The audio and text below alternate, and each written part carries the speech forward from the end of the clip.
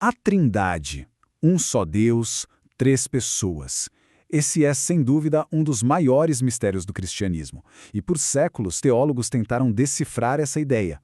Hoje, vamos explorar como algumas dessas tentativas, principalmente ao focar na figura de Deus Pai, acabaram gerando enormes controvérsias na história da Igreja. Pois é, essa é a pergunta de $1 milhão, né? O paradoxo central que desafia a mente humana há séculos. Para a gente conseguir visualizar a doutrina que prevaleceu, a chamada ortodoxa, vamos pensar num triângulo. Cada lado dele representa uma verdade essencial, da qual não se pode abrir mão. Primeiro, existe um só Deus. Segundo, existem três pessoas distintas, Pai, Filho e Espírito Santo. E terceiro, todas as três são, de forma plena e igual, Deus. O grande desafio, claro, é manter esse triângulo em perfeito equilíbrio. E aí que mora o perigo. Ao longo da história, muitas tentativas de resolver esse mistério acabaram, sem querer, quebrando um dos lados desse triângulo. E como a gente vai ver, isso levou a visões bem distorcidas sobre a natureza de Deus, especialmente sobre quem é o Pai. Então, nessa nossa análise, vamos passar por 4 desses erros históricos. Cada um foi uma tentativa de simplificar a Trindade, que não deu muito certo. Depois, a gente volta para a visão ortodoxa, que é complexa, sim, mas equilibrada. Ok, vamos começar com o primeiro erro. Ele tentou resolver o quebra-cabeça de um jeito bem radical, basicamente dizendo que as três pessoas não são distintas de verdade. Exato. Essa visão ficou conhecida como modalismo, ou às vezes sabelianismo. A ideia era que Deus seria como um ator que usa máscaras diferentes. No Antigo Testamento, ele usava a máscara do Pai. Nos Evangelhos, a do Filho. E depois do Pentecostes, a do Espírito. Mas por trás de todas elas, seria sempre a mesmíssima pessoa. Ou seja, o ponto principal aqui é que o modalismo protege a unidade de Deus, mas ele sacrifica totalmente a ideia de que existem três pessoas distintas e que coexistem desde sempre. E isso levou a uma consequência bem radical, uma crença chamada patripacionismo. A ideia era de que o próprio Deus Pai foi crucificado. Afinal, se ele e o Filho são a mesmíssima pessoa, faz sentido, dentro dessa lógica. Certo. Agora, e se, em vez de mexer na distinção, o erro fosse comprometer a igualdade entre as pessoas da Trindade? Bom, aí a gente chega no subordinacionismo. A visão ortodoxa até aceita que o Filho se submete ao Pai na sua missão de salvar a humanidade numa questão de função. Mas o subordinacionismo vai muito além. Ele diz que o Filho e o Espírito são inferiores ao Pai na sua própria essência, no seu ser. É como se fosse uma inferioridade, digamos, de fábrica. O resultado disso é uma hierarquia divina, né? Com o Pai lá no topo e o Filho e o Espírito como se fossem deuses de segunda classe. Isso não só quebra a igualdade, mas bagunça toda a unidade de Deus, cria uma espécie de escada de poder dentro da divindade. Voltando para o nosso triângulo, essa visão sacrifica completamente o lado da igualdade. Basicamente, sugere que o Pai é de alguma forma mais Deus do que o Filho ou o Espírito. Ok, vamos para outra abordagem.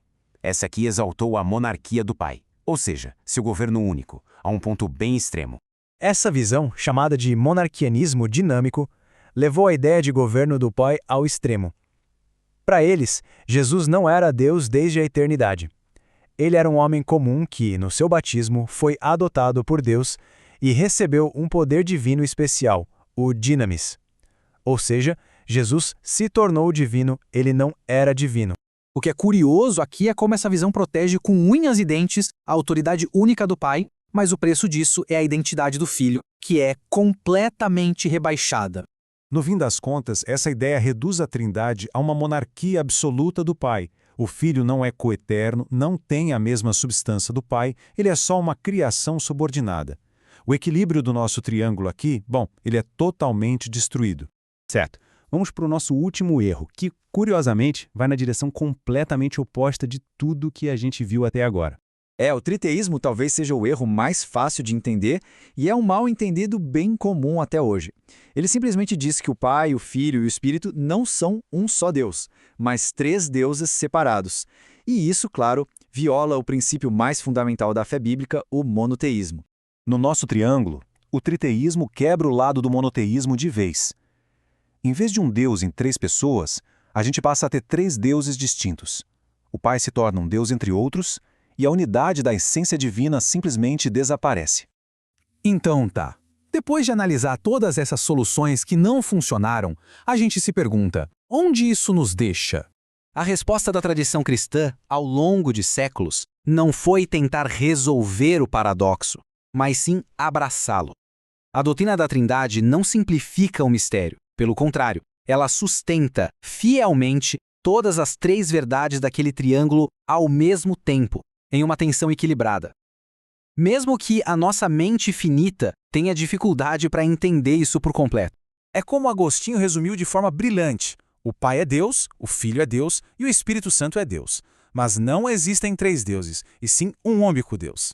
E a distinção entre as pessoas não está na sua essência divina, porque todos são igualmente Deus, mas sim nos seus relacionamentos eternos. O Pai é a fonte eterna, de quem o Filho é eternamente gerado. E o Espírito Santo eternamente procede do Pai e do Filho. São distinções de relação, não de substância. Sabe, quando olhamos para esses erros históricos, percebemos que eles são como cercas ao redor de uma verdade central. Cada um tentou proteger uma parte da verdade, mas acabou sacrificando o todo. Talvez a grande lição da doutrina da Trindade não seja uma fórmula matemática, mas sim um convite.